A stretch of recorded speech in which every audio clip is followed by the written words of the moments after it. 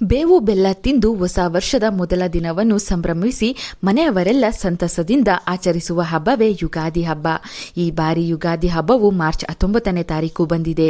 ಯುಗಾದಿ ಹಬ್ಬಕ್ಕೂ ಮುನ್ನ ಮನೆಗೆ ಈ 6 ವಸ್ತುಗಳನ್ನು ತಂದರೆ ಸಾಕ್ಷಾತ್ ಲಕ್ಷ್ಮೀ ದೇವಿಯೇ ಆ ವಸ್ತುಗಳ ಮೂಲಕ ಮನೆಗೆ ಬಂದಂತೆ. ವರ್ಷ ಪೂರ್ತಿ ಇದರಿಂದ ಯಶಸ್ಸು, ಹಣದ ಬಲ ಹೆಚ್ಚುತ್ತದೆ. ಯುಗಾದಿ ಸಮಯದಲ್ಲಿ ಈ 6 ವಸ್ತುಗಳನ್ನು ತಂದು ನಿಮ್ಮ ಮನೆಯ ದೇವರ ಕೋಣೆಯಲ್ಲಿಟ್ಟರೆ ಮನೆಯಲ್ಲಿನ ಎಲ್ಲಾ ನೆಗೆಟಿವ್ ಶಕ್ತಿಗಳು ದೂರವಾಗಿ ಸದಾ ಮನೆಗೆ ದೇವರ ಅನುಗ್ರಹ ಇರುತ್ತದೆ. ಯುಗಾದಿ ಹಬ್ಬದ ಒಳಗೆ ಮನೆಗೆ ಗೋಮಾತೆಯ ಚಿಕ್ಕ ವಿಗ್ರಹವನ್ನು ತಂದಿಡಬೇಕು. ಏಕೆಂದರೆ ಗೋಮಾತೆಯು ಸಕಲ ದೇವತೆಗಳನ್ನು ಹೊಂದಿದ್ದಾಳೆ. ವರ್ಷದ ಮೊದಲ ದಿನ ಯುಗಾದಿಯಂದು ಎಲ್ಲಾ ದೇವಾನುದೇವತೆಗಳನ್ನು, ದೇವರುಗಳನ್ನು ಒಂದೇ ಸಲ ಪೂಜೆ ಮಾಡಿದ ಫಲ ಸಿಗಬೇಕೆಂದರೆ ಗೋಮಾತೆಯನ್ನು ಪೂಜಿಸಿದರೆ ಸಾಕು. ಮನೆಗೆ ಚಿಕ್ಕದಾದ ಗೋವಿನ ಮೂರ್ತಿಯನ್ನು ತಂದು ಶುದ್ಧ ನೀರಿನಿಂದ ತೊಳೆದು ನಿಮ್ಮ ಮನೆಯ ದೇವರ ಕೋಣೆಯಲ್ಲಿ ಇಟ್ಟುಕೊಳ್ಳಿ. ವರ್ಷ ಪೂರ್ತಿ ಮನೆಯಲ್ಲಿ ಸಿರಿ ಸಂಪದಗಳು ತುಂಬಲಿ ಎಂದು ಬೇಡಿಕೊಳ್ಳಿ. ವರ್ಷದ ಮೊದಲ ದಿನ ಯುಗಾದಿಯಿಂದ ಮನೆಯಲ್ಲಿ ಆರ್ಥಿಕವಾಗಿ ಏಳಿಗೆ ಕಾಣುವಿರಿ. ಎಷ್ಟೋ ಜನರ ಮನೆಯಲ್ಲಿ ಲಕ್ಷ್ಮೀ ದೇವಿಯ ಫೋಟೋ ಇರುವುದಿಲ್ಲ. ಕೇವಲ ಮನೆ ದೇವರು, ಗ್ರಾಮ ದೇವತೆ ಹಾಗೂ ಇನ್ನುಳಿದ ಇಷ್ಟ ದೇವರುಗಳ ಫೋಟೋ ಇರುತ್ತದೆ. ಆದರೆ ಪೂಜೆ, ವ್ರತಗಳನ್ನು ಮಾಡಬೇಕಾದರೆ ಗಣೇಶನ ಜೊತೆಗೆ ಲಕ್ಷ್ಮೀ ದೇವಿಯೂ ಇರಲೇಬೇಕು. ಆದ್ದರಿಂದ ಲಕ್ಷ್ಮೀನಾರಾಯಣ ಇಬ್ಬರು ಇರುವ ಚಿಕ್ಕ ಫೋಟೋ ಯುಗಾದಿ ಹಬ್ಬದ ಒಳಗೆ ಮನೆಗೆ ತಂದಿಟ್ಟುಕೊಳ್ಳಿ.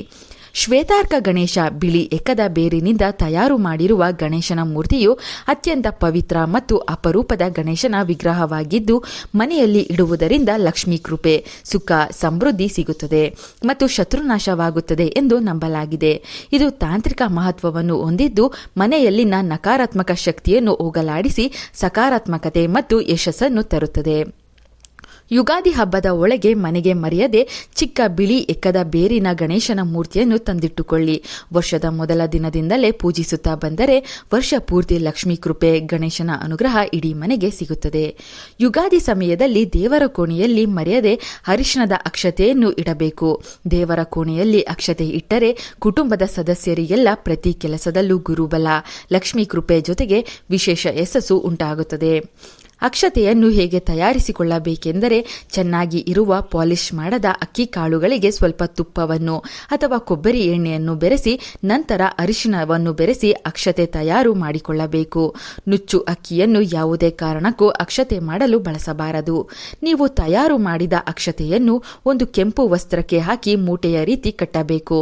ನಂತರ ಈ ಅಕ್ಷತೆಯ ಮೂಟೆಯನ್ನು ಮನೆಯ ಎಲ್ಲಾ ಸದಸ್ಯರು ಸ್ಪರ್ಶ ಮಾಡಿ ನಮಸ್ಕಾರ ಮಾಡಿಕೊಳ್ಳಬೇಕು.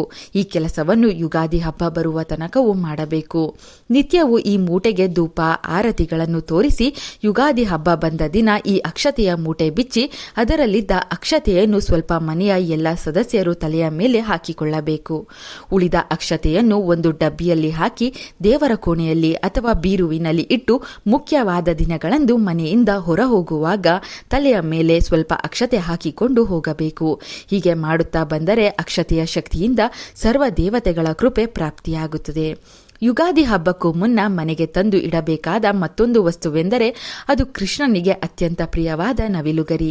ದೇಗುಲಗಳಲ್ಲಿ ನವಿಲುಗರಿ ಬಳಸಿ ದೇವರಿಗೆ ಗಾಳಿ ಬೀಸುತ್ತಾರೆ. ಈ ವಿಶೇಷ ವಸ್ತುವನ್ನು ಮನೆಯಲ್ಲಿ ಇಡುವುದರಿಂದ ಮನೆಯಲ್ಲಿನ ಎಲ್ಲ ನೆಗೆಟಿವ್ ಶಕ್ತಿ ಹೊರ ಹೋಗುತ್ತದೆ. ಮನೆಯಲ್ಲಿರುವ ದೇವರ ವಿಗ್ರಹ, ಫೋಟೋಗಳಿಗೆ ನಿತ್ಯವೂ ಸಮಯ ತೆಗೆದುಕೊಂಡು ಪೂಜೆಯ ಬಳಿಕ ನಿಧಾನವಾಗಿ ಗಾಳಿ ಬೀಸಬೇಕು. ಇದರಿಂದ ವಿಶೇಷ ಪುಣ್ಯ ಫಲಗಳು ಲಭಿಸುತ್ತದೆ.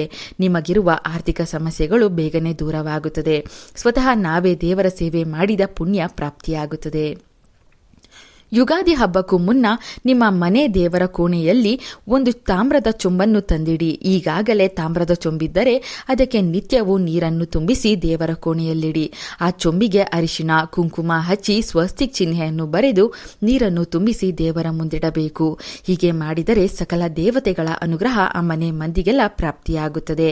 ಶುದ್ಧ ಜಲ ಅಭಿವೃದ್ಧಿ ಹಾಗೂ ಶಾಂತಿಯ ಸಂಕೇತವಾಗಿದೆ. ಇದರಿಂದ ಮನೆಯಲ್ಲಿ ಶಾಂತಿ ವಾತಾವರಣ ಹಾಗೂ ದೈವಶಕ್ತಿ ಏರ್ಪಡುತ್ತದೆ. ನೀರನ್ನು ಬದಲಿಸುವಾಗ ಆ ನೀರನ್ನು ತೆಂಗಿನ ಮರ ಅಥವಾ ತುಳಸಿ ಗಿಡಕ್ಕೆ ಹಾಕಿ ಉಳಿದ ನೀರನ್ನು ಸ್ವಲ್ಪ ಎಲ್ಲರೂ ತಲೆಯ ಮೇಲೆ ಹಾಕಿಕೊಳ್ಳಬೇಕು.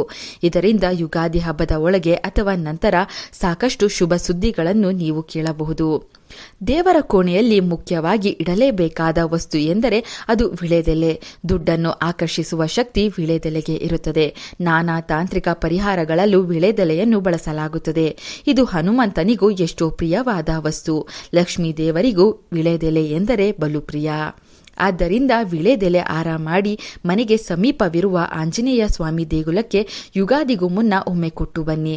ಅಥವಾ ವಿಳೆದೆಲೆ ಮೇಲೆ ಗಂಧದಿಂದ ಶ್ರೀರಾಮ ಎಂದು ಬರೆದು ದೇವರ ಕೋಣೆಯಲ್ಲಿಡಿ. ಯುಗಾದಿ ಬರುವವರೆಗೂ ಆ ವಿಳೆದೆಲೆ ಮೇಲೆ ಶ್ರೀರಾಮ ಎಂದು ಸಾಧ್ಯವಾದಷ್ಟು ಬಾರಿ ಹೇಳುತ್ತಾ ಅರಿಶಿನ ಕುಂಕುಮ ಹಾಕಬೇಕು. ಯುಗಾದಿ ಹಬ್ಬದ ದಿನದಿಂದ ಈ ವಿಳೆದೆಲೆ ಮೇಲಿರುವ ಅರಿಶಿನ ಕುಂಕುಮವನ್ನು ಮನೆ ಸದಸ್ಯರು ಹಣೆಗೆ ಇಡುತ್ತಾ ಬರಬೇಕು. ಯುಗಾದಿಗೂ ಮುನ್ನ ನಿಮ್ಮ ಮನೆಯ ದೇವರ ಕೋಣೆಯಲ್ಲಿ ಆಮೆಯ ಚಿಕ್ಕ ಗೊಂಬೆ ಅಥವಾ ವಿಗ್ರಹವನ್ನು ತಂದಿಟ್ಟು ಪೂಜಿಸಬೇಕು. ಆಮೆಯನ್ನು ಸಾಕ್ಷಾತ್ ವಿಷ್ಣು ಸ್ವರೂಪ ಎಂದು ನಂಬಲಾಗುತ್ತದೆ.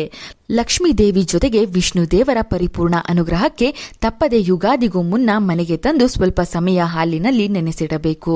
ಶುದ್ಧ ಜಲದಿಂದ ತೊಳೆದು ಬಟ್ಟೆಯಲ್ಲಿ ಒರೆಸಿ ಗಂಧ ಕುಂಕುಮದ ಬುಟ್ಟನ್ನು ಇಟ್ಟು ಉತ್ತರ ದಿಕ್ಕಿನಲ್ಲಿ ಆಮೆಯ ವಿಗ್ರಹವನ್ನು ಇಡಬೇಕು. ನಿತ್ಯವೂ ಪೂಜಿಸುತ್ತಾ ಧೂಪ ತೋರಿಸಿ. ಇದರಿಂದ ಮನೆಗೆ ಧನಾಕರ್ಷಣೆ ಶಕ್ತಿ ಉಂಟಾಗಿ ಸರ್ವ ಕಾರ್ಯದಲ್ಲೂ ಶುಭ ಫಲಗಳನ್ನು ನೋಡುವಿರಿ. ಈ ವಸ್ತುಗಳ ಜೊತೆಗೆ ಯುಗಾದಿ ದಿನದಂದು ಮನೆಗೆ ಸಾಧ್ಯವಾದರೆ ಶಕ್ತಿಗೆ ಅನುಸಾರ ಬಂಗಾರ, ಬೆಳ್ಳಿ, ನೂತನ ವಸ್ತ್ರಗಳನ್ನು ಖರೀದಿ ಮಾಡಿ ತರಬಹುದು. ಹೊಸಾಪುರಕ್ಕೆ ವಿದ್ಯೆಗೆ ಬೇಕಾದ ಪುಸ್ತಕ, ಲೇಖನಿಗಳನ್ನು ತರಬಹುದು. ದೇವರ ಕೋಣೆಯಲ್ಲಿ ಇಡಲು ಲಕ್ಷ್ಮೀ ದೇವಿಗಾಗಿ ರವಿಕೆ ಕಣ ಮನೆಗೆ ತರಬಹುದು. ಯಾವುದೇ ಕಾರಣಕ್ಕೂ ಕಬ್ಬಿಣದ ವಸ್ತುಗಳನ್ನು, ಸ್ಟೀಲ್ ವಸ್ತುಗಳನ್ನು ಈ ದಿನ ಮನೆಗೆ ತರಬೇಡಿ.